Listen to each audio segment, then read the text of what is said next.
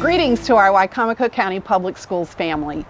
During the week of May 4th through the 8th, we'll be celebrating Teacher Appreciation Week. Part of that celebration will be naming the finalist and winner for Wicomico Teacher of the Year. That's next week. Right now, I'd like to thank all of our teachers for the incredible job that they're doing during these very challenging times.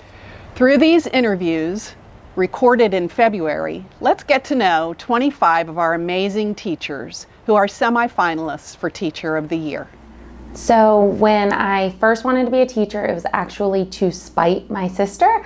We always played school after school, and she was older, so she always got to be the teacher. And I stormed out of the room one day and I said, one day I'm going to be a teacher for real. I'll show you. But on a more serious note, a couple of years later, a different sister of mine got diagnosed with cancer. And my family was always so supportive and loving and, was always there for me. And I never experienced a hardship in that nature. And my teachers were aware of the situation, and they really came to make sure that I was okay. And they really surrounded me with love and, compassion, but also they never gave up. That same year, I had to do writing tutoring after school because my writing was struggling.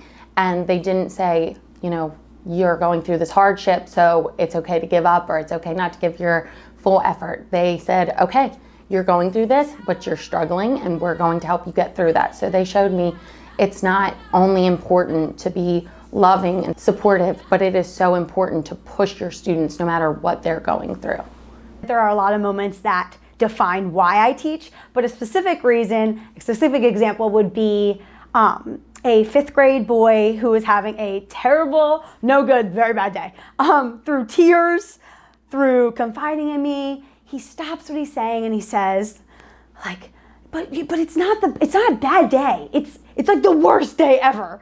And that moment it stopped me, and it reminded me of this situation, this student right now. These are the moments why I teach.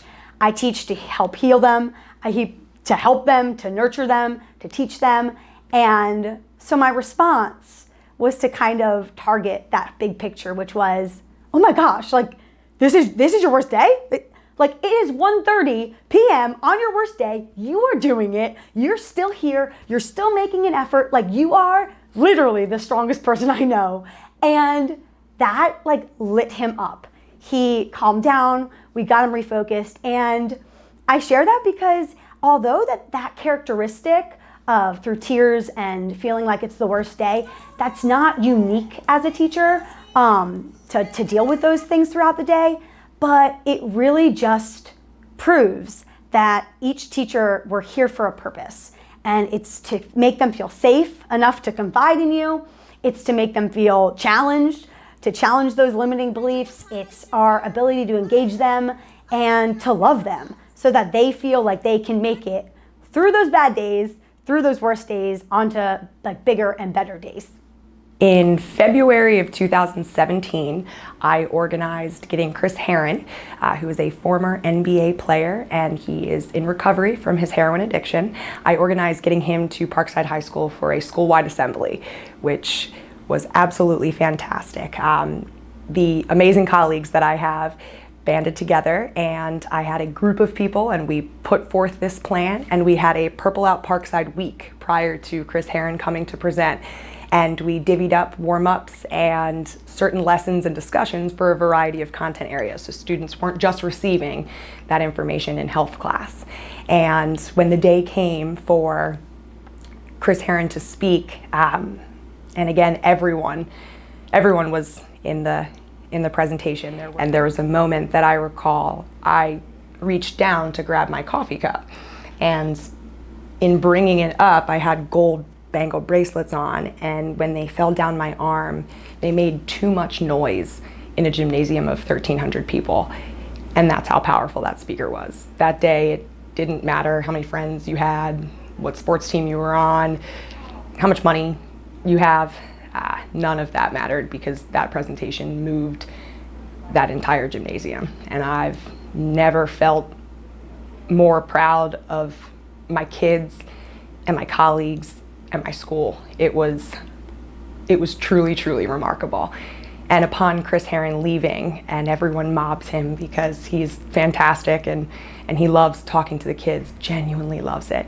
I had a student that stayed to the side with me, and she had shared with me that her father passed away from an overdose earlier that year, and I wanted her to have a moment to speak with Chris. And before leaving Parkside for him to go to the airport, she shared her story with him, and I have never experienced with my own eyes two strangers being so compassionate to each other because of the topic that they were discussing. And I happened to capture a photo of them embracing and hugging. And anytime life gets tough or it's a tough day at school, looking back on that photo and thinking about that day is truly remarkable. And there's not many other jobs that you get to have that feeling. Some people go their entire lives without ever in their career having a moment as remarkable, truly remarkable as that. I hope that my students and families know that I have worked very hard to make sure that they are prepared for the next grade, not just academically, but mentally and socially. I want them to be as prepared as they can be so that they are good citizens of the next classroom that they're in, that they are able to participate, that they are able to show kindness, and that they are fully engaged and ready to learn. I hope that my students leave my class feeling hopeful and inspired, that they see the world a little bit differently maybe than they did before. And I hope that when they look back on our time together, they feel happy, joyful, that they were positive about the time that we spent together, and that they feel excited about their future going forward. I hope that my students take with them all the unconditional love and support that I show them in the classroom. I hope they take that into high school and beyond and know that I'm always there and I'm always cheering them on. I get to know who they are, not just as a student. I get to know who they are inside, where they came from, their families. You know, I get to be involved with their families in the IEP process, and then it kind of falls into the classroom when I'm teaching them. My biggest thing is I want them to feel comfortable in my classroom so that they can grow and learn, because sometimes I think we're so focused on the academics that we forget that they're coming in with a lot of stuff, a lot of baggage, and just getting them to get through that before we can actually teach them. I hope that my students leave my classroom every day feeling like they left a place where they were wanted and cared for and they felt safe.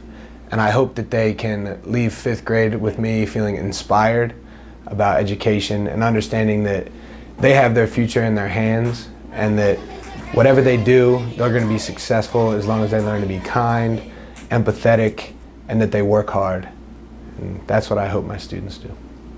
I hope that my students build an appreciation and an enjoyment for music, because music is more than Bach and Beethoven and Mozart. Music is the one language that everybody speaks across the world in different ways. People sing, people chant, people dance, people play instruments made of different materials. And my hope through my instruction of doing cultural dances and songs and activities and teaching cultural history, that students will find one style of music or one part of the world that they enjoy that music, and that will help them take their music instruction beyond my classroom. I hope that my students, of course, learn something from me, but I hope that they learn to love learning and like coming to school, and I really hope that they remember something that I've taught them, and I hope that in the end they leave a better person than they came into my classroom.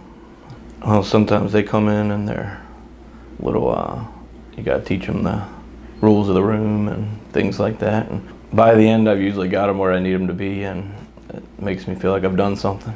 I hope that my students know that every time they leave this classroom, they have someone who cares about them and believes in them and knows that they can succeed. I tell every single one of my kids that when they graduate high school and when they graduate college, I expect an invitation to the graduation because I know that every single one of my students are going to be successful in life. I also hope that they know that at the end of the day, when tough times happen, they will always have someone that has their back and cares about them. And I hope that they know that they are loved. I hope that my students understand their value, that they know they're strong in spirit, mind, and body, can accomplish anything given the right work ethic, and that they understand the impact of their decisions on a daily basis. I feel like this is a career choice that I have always wanted to do ever since I was little. I can remember playing school, growing up, and I think growing up in the public education system, I had really great teachers that made a huge impact, not only in my educational career, but in my life. I think having those as mentor teachers and role models really also made me decide to want to become a teacher. And with that, once I started going into college and learning about Title I schools, I also always had wanted to work in Title I schools because I think it takes a special person to be a teacher, and I think it takes an extra special person to work in Title I schools because the students have a greater need than just you fostering their education. As a teacher in the Title I schools, you need to be their role model. You need to encourage them on the days where they feel like they have the world against them and keep pushing them to move forward. And I really take pride in having that as my career. When I was growing up and going through school, I wasn't really necessarily good at school. I actually had an IEP at one point because I really struggled in school. And it wasn't necessarily because I couldn't learn the material, it was more of I didn't really see the relevancy in what we were learning in school. So when I got to high school, I had this teacher who really cared about what he was teaching in his classroom. And it was focusing on careers, and it was focusing on taking what we were learning in our history class and actually applying it to the future. So soon I realized that everything that we were doing in school actually had a greater meaning to it. And that no matter what career that I went into in the future, whether it was working with my parents in the construction field or whether it was actually going to college, there truly was value in what we were learning. And so from there forward, I have been determined to be a teacher who also instills that love of learning in their students and allows them to see that it truly is relevant of what we're doing in school. My love for teaching came first when I did a long-term substituting position at Pemberton, working with special needs kids in that environment. It was so exciting watching them learn and explore, so much so that every day was exciting. And I read a quote somewhere that said, if it doesn't excite you, it's not the path for you. So teaching excites me every day, so that's why I chose to become a teacher. Well, it's an accident that I became a teacher, believe it or not. I was a substitute teacher for about 6 months. At the end of that program, I applied to be a teacher, and that particular county had already found a replacement for me. I found that teaching gave me the passion to share with others what my knowledge was. And then when I watched the little tiny light bulbs going off with each one of those students, I saw myself doing that more often. And that powerful moment where the students got it, the aha, like, oh my gosh, I got this, I need this. It was absolutely powerful. And I continued doing it. I pursued it, and I made sure that I stuck with it. My students would say that I am the mom of the building, is what I would hear. That I am Mama Wells in the hallway, that I care about them, love them, but I also have really high expectations, and that I like to push them to be the best that they can be. Sometimes they're a little resistant to that, but usually by the end of the course of the year, they want to please and want to succeed as well, and they see that they're capable. So usually by me just being a mom and caring about them when they have something wrong or they're going through an issue, as well as pushing them to be the best they can be mathematically in my classroom, they usually respond very well. Well, my students first of all would tell you that they're very loved, that I love each and every single one of them. They come to the classroom and they know that they are valued. They would also tell you that I care about not only them in the classroom, but also outside of the classroom. They'll tell you that I've been at their soccer games, I've been at their football games, I go to their baseball games, so they know that they are valued in the classroom and outside of the classroom. They would also tell you that I believe in them and I want them to succeed. Something that I always tell them is not to say the word can't. We say that we're going to try, or I need help. Children can achieve all things if you believe in them and if they believe in themselves. So those are the three things that I know that my students would tell you, that they're loved, that I have high expectations for them and that they can achieve, and that I want to know what they're doing inside the classroom, but I also want to know what they're doing outside of the classroom. I hope that my students feel loved when they're in my classroom. I hope that they know how much I care about them, not only as readers and writers in my classroom, but also as kids out in the community. I hope that they recognize that the way that they treat other people is the most important thing in life, and that spreading kindness and love and positivity is just as important as anything else that I teach them. I hope that they have fun in my classroom, and I hope that they can laugh and look back on fourth grade with a positive look at just, being silly and learning and having fun.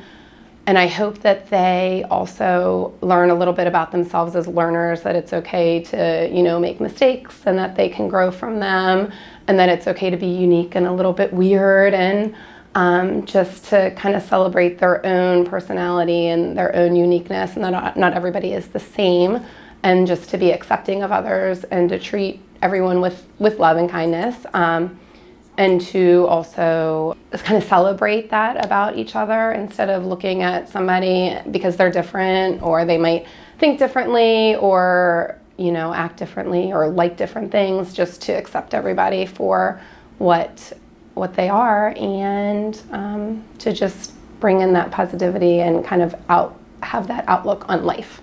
I hope that my students know how much I really care and love each and every one of them. I know that some of them think I can be a little tough, but that's because I just know that they can get to where I need them to be, and I have high expectations that I want them to follow.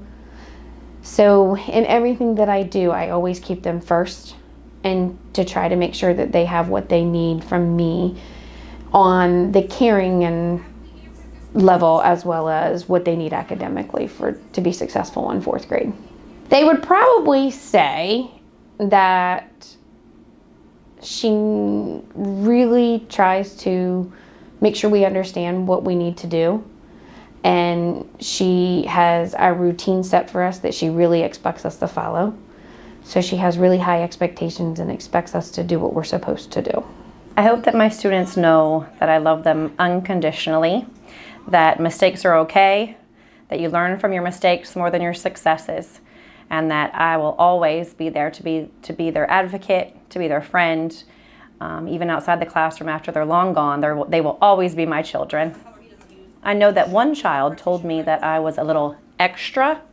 So I know they would say I'm a little extra, which I think is a good thing. I mean, I'm a little bit older, but I think it's a good thing to be extra in the classroom, because that means I'm fun. And I'm hoping that they will remember that forever. Honestly, I have thousands of those, but the one that I want to share is something that happened, I would say, recently. I had a student who had some special needs. The kid got frustrated and he started banging his head on the desk. And the science tables are like the solid tables. So I'm running towards this kid. I'm putting my hand in between his forehead so that he's not actually banging it on the floor. And I'm just full on panic mode, trying to make sure this kid doesn't get hurt really bad. And I'm pointing to another kid as I'm running and saying, push the panic button. So the kid pushes the panic button. I'm able to talk to the front office saying we need the nurse to come here, we need the admin to come here. And while all of this was happening, my students were still. They didn't have their cell phones, they put it all away. And for honestly just 5 minutes, I had undivided attention on that child. And that is my recent most memorable moment, because of late I've been seeing so many students actually just record stuff, and sometimes you see so much of it that you start questioning yourself as to, is this what we're heading towards? But I think when it's the real deal, the kids actually do what they need to do. And my students gave me 5 minutes of undivided attention. They knew exactly what to do, how to reach out, how to connect, how to make sure. So there was a kid who was calming the student, there were admins coming in, but not one moment did I have to take my eyes off that kid. And I think things like these keep me teaching forever. They'll keep me teaching forever because there's hope, and you see that every day in the classroom. I go into every day thinking it's going to be my best day, but if you're going to make me pick one, I would definitely say that my best day was the day that Leanna Morris presented Mr. Mowbray with the medals he earned during World War II but never received. And it was the day that I realized, and other students realized, the power of a child's voice. And Leanna was able to get something done that would normally take 2 to 3 years, she was able to accomplish in less than a month. And the day that we had the celebration, we did not tell Leanna that her letter was successful. We didn't tell Mr. Mowbray why he was there. He thought he was there for a Veterans Day celebration, and it did catch national attention. So Steve Hartman came out and he videotaped it all. And I just remember looking at that video and seeing Mr. Mowbray's face, the tears in his eyes because he just couldn't believe this was happening, and then Leanna jumping up and down, literally jumping up and down for joy because she realized she had done it, her letter worked.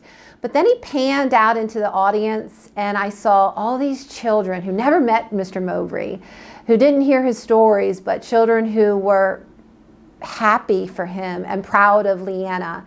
And I felt like all those children that day learned the power of a child's voice, and that you can make a difference and you can be the light in someone's life. So best day, absolutely. My favorite part of teaching is the opportunity to meet new people, whether that be my students or my coworkers or my students' parents or family members. I enjoy getting to know their likes, their dislikes, what makes them tick, how they, what the best way that they learn, and some details about their home life. It's always interesting talking to children because they're always very honest and they always surprise you with what they say. I became a teacher because of my 5th grade elementary school teacher. He was very supportive and very understanding. He believed in me when other teachers, if in my career, didn't, and I always go back to him. So for me, I wanted to become that teacher for my students, to push them to strive for their best, to push them to work hard for what they need and want, and to set high expectations.